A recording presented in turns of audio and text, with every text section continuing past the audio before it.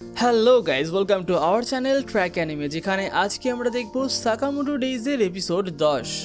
আগের এপিসোডে ল্যাবে হওয়া লড়াইয়ের পর শিন এবং বাকিরা ভীষণ ক্লান্ত হয়ে পড়েছিল, শরীর আর চলছিল না। তাই সবাইকে একটু রিল্যাক্স করাতে সাকামোটো নিয়ে যায় কাছের বাথ হাউসে। শিন বলে, এতটা ক্লান্ত হয়ে পড়েছি যে আমার শক্তি ঠিকমতো কাজও করছে না। সাকামোটো তাকে বলে, ঠিক আছে, আজকে তাহলে আর কিছু করিস না, শুধু আরাম কর। শিন আগে কখনো বাথ হাউসে যায়নি, তাই সে একটু বেশি উত্তেজিত হয়ে পড়ে। আর বাথ হাউসের ফ্রন্ট ডেস্কে দেখা হয় ইউতারো নামের একটা লোকের সাথে, যে এখানে কাজ করতে চায় না। এই বাথ হাউসটা আসলে তার বাবা মায়ের। সাকামোটো তার কাছে টিকিট আর কয়েকটা তোয়ালে চায়। ইউতারো প্রথমে তাকে চিনতে না পারলেও শিনের কথা শুনেই বুঝতে পারে যে সে আর কেউ নয়, বরং লেজেন্ডারি হিটম্যান সাকামোটো। আসলে ইউতারো একসময় ছোটখাটো হিটম্যান ছিল, কিন্তু এখন বাধ্য হয়ে বাবার ব্যবসা চালাতে হচ্ছে। সে জানে যে সাকামোটোর মাথায় অনেক বড় বাউন্টি আছে, তাই সে ভাবতে থাকে যে যদি সে তাকে মারতে পারে তবে রাতারাতি সে ধনী আর বিখ্যাত দুটোই হয়ে যাবে। বাবার এই বিরক্তিকর কাজও আর করতে হবে না। সাকামোটো আর শিন তোয়ালে পড়ে শ্যাম্পু করতে বসে। ইউতারো ভাবে সাকামোটো তো খেয়ালই করছে না, এখন আরামসে তাকে শেষ করা যাবে। আর শ্যাম্পু শেষে তারা জেট বাথ টাবে বসে। শিন বলে, উফ কি শান্তি, কিন্তু সাকামোটো বলে জলের স্পিডটা একটু বাড়লে হয়তো বেশি ভালো হতো। এই সুযোগে ইউতারো একটা রিমোট নিয়ে আসে। সে পুরো বাথ হাউস জুড়ে ফাঁদ পেতেছিল। শিন এখন জলের স্পিড বাড়াতে একটা বোতামে চাপ দেয়। ঠিক তখনই ইউতারো তার রিমোটের বোতাম টিপে টাবের মধ্যে বিস্ফোরণ ঘটায়। শিন ছিটকে গিয়ে দেয়ালে আছড়ে পড়ে। সে ভাবতে থাকে তো এই বাথটাবের স্পিডটা কিছুটা বেশি হয়ে গেল, কিন্তু ইউতারো এই সময় অবাক হয়ে দেখে যে সাকামোটো টপ থেকে নড়েওনি, বরং সে বাড়তি স্পিডটা উপভোগই করছে। তো বন্ধুরা, ভিডিওটি আর এগোনোর আগে আমি আপনাদের সবাইকে 1xBet নামে একটা বিশ্বস্ত বুকমেকার অ্যাপ সম্পর্কে বলতে চাই। পিএসজি এবং সিরিয়া এই অ্যাপটির স্পন্সর। বর্তমানে তো আইপিএল চলছে, যেখানে এই অ্যাপটির মাধ্যমে আপনি আপনার প্রিয় দলকে সমর্থন করতে পারেন।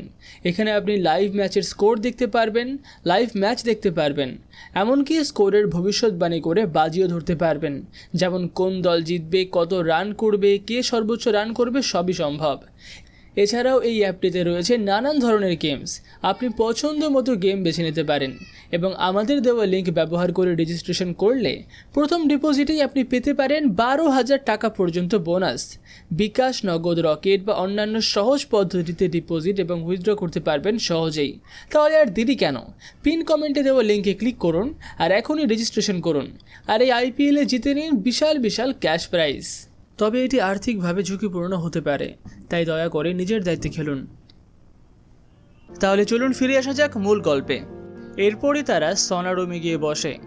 গরম ভাপ নিতে নিতে সাকামোটো বলে, আর একটু গরম হলে ভালো হতো। শিন এই সময় চারকোলে জল ঢেলে দেয় যাতে গরম আর একটু বেড়ে যায়। ঠিক তখনই ইউতারো রিমোটের বোতাম চাপ দিয়ে সনা রুমের তাপমাত্রা হঠাৎই বাড়িয়ে দেয়। আর তাপমাত্রা এতটাই বেড়ে যায় যে রুমের ভেতরে আগুন ধরে যায়। তারা যেন দাউ দাউ করে জ্বলতে থাকা আগুনের চুল্লিতে বসেছিল, কিন্তু সাকামোটোর তাতে কিছুই হয় না।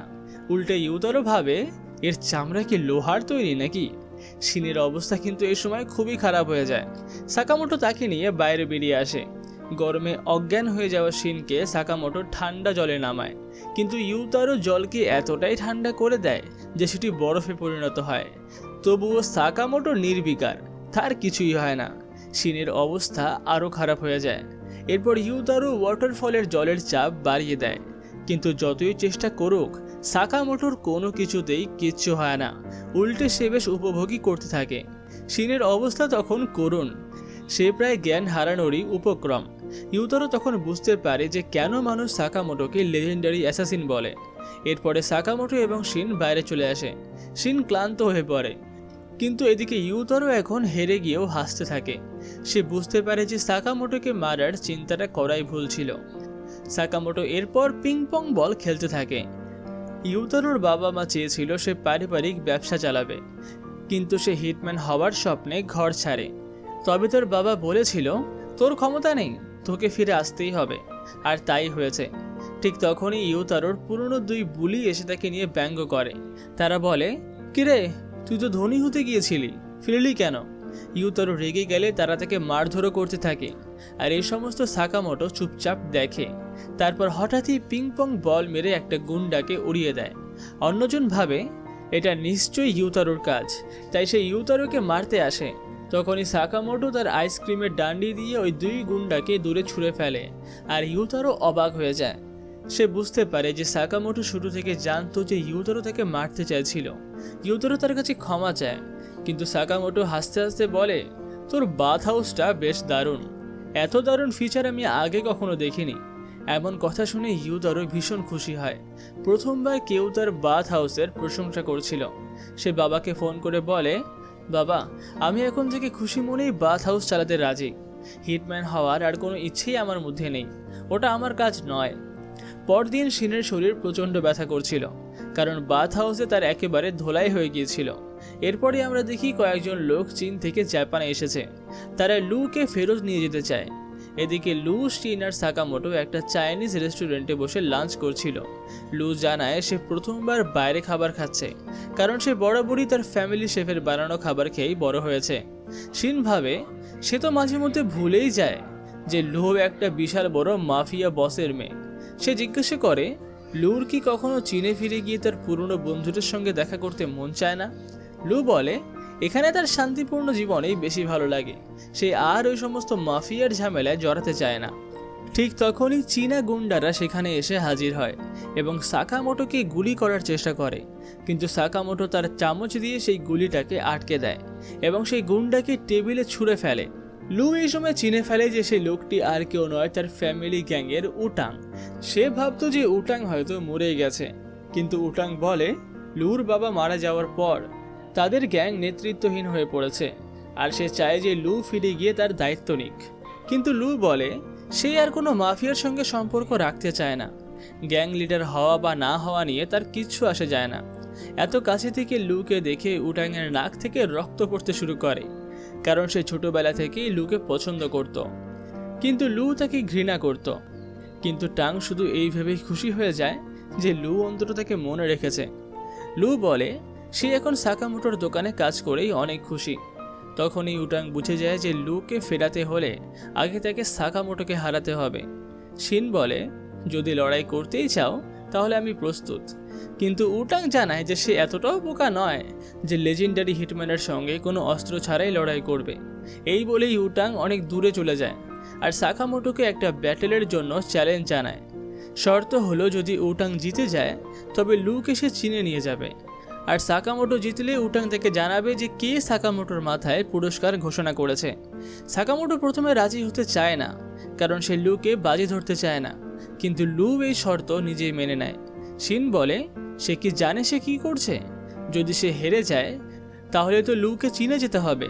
লু জানায় সে জানে, কিন্তু সে নিজেকে বাজি ধরতে রাজি, কারণ সেও সাকামোটোর পরিবারের সদস্য। এরপরে উটাং তাদের অজানা একটা জায়গায় নিয়ে যায়। উটাং বলে তারা যেখানে যাচ্ছে সেখানে তাদের এই সাধারণ পোশাক চলবে না, তাই তিনজনই পোশাক বদলে ঝা চকচকে স্যুট পরে নেয়। তারপরে উটাং তাদের একটা আন্ডারগ্রাউন্ড ক্যাসিনোতে নিয়ে যায়, যেখানে আন্ডারওয়ার্ল্ডের অনেক লোক জড়ো হয়েছিল। উটাং জানায় যে এই ব্যাটেল হবে ক্যাসিনোতে।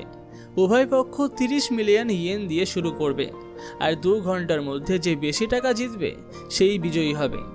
উটাং টাকা নিয়ে খেলতে শুরু করে দেয়। সাকামোটো বলে আমাদের কাছে তো শিন আছে, সে তো মানুষের মন পড়তে পারে, তাই আমরা সহজেই জিতে যাব। কিন্তু শিন বলে যে তার ক্যাসিনো সম্পর্কে কোনো ধারণাই নেই, আর সাকামোটোরও একই বক্তব্য। লু বলে উটাং কিন্তু অনেক শক্তিশালী ফাইটার নয়, কিন্তু সে প্রচণ্ড বুদ্ধিমান। লু পরিবারে শুধুমাত্র শক্তিশালী লোকেদেরকেই নেওয়া হয়, কিন্তু উটাং তার বুদ্ধির জোরেই এত দূর এসেছে। এরপরে তারা দেখে যে উটাং ইতিমধ্যেই তার টাকা 3 গুণ করে ফেলেছে। সে সমস্ত টাকা বাজি রেখে জিতে গেছে। এখন প্রশ্ন হলো সাকামোটোর পরিবার কি উটাংকে হারাতে পারবে? অন্যদিকে আমরা দেখতে পাই যে সেবা আর তানাকা নিজেদের কাজ হারিয়ে এখন খাবারের স্টল খুলেছে। তারা সেখানে মিষ্টি ক্রেপ বানিয়ে বিক্রি করছে। একদিন সাকামোটোর পরিবার তার স্টলে আসে। তাদেরকে দেখেই সেবা পালিয়ে যায়, আর তানাকা তার মুখে ময়দা মেখে নিজেকে লুকিয়ে ফেলে। কিন্তু অবশেষে তাদের উড়ন্ত ক্রেপের শো ভাইরাল হয়ে যায় আর তাদের দোকানে জমজমাট ব্যবসা হতে শুরু করে। আর এখানে শেষ হয় পর্ব 10। পরবর্তী পর্ব অর্থাৎ শেষ পর্ব দেখার জন্য চ্যানেলটাকে সাবস্ক্রাইব করতে কিন্তু একদম ভুলবেন না। আর এই ভিডিওটি ভালো লেগে থাকলেও ভিডিওটিকে লাইক, শেয়ার, কমেন্ট অবশ্যই করবেন। তাহলে দেখা হচ্ছে অন্য কোনো ভিডিওতে।